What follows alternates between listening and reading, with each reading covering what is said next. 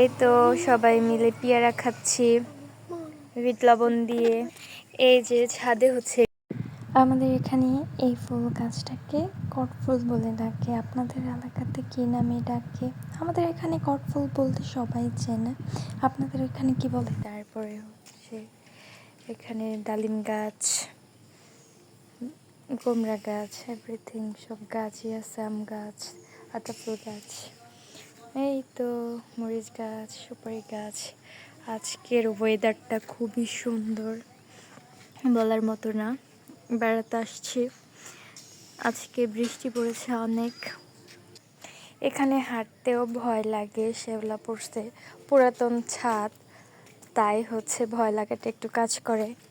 এখানে হচ্ছে নতুন টবে লাগাইছে গোলাপ গাছ। গোলাপ গাছটা ফুল ফুটেছিল, ছিঁড়ে ফেলছে। ড্রাগন গাছ, ও মা এর নাম জানি কি, অ্যালোভেরা। অ্যালোভেরা। এই যে আরেকটা নতুন লাগাইছে আর কি। এই তো এটা হচ্ছে লিচু বাগান, ভিতরে আরও আছে। ছাদ থেকে যতটুকু দেখা যায় ততটুকুই দেখাতে পারছি আর কি।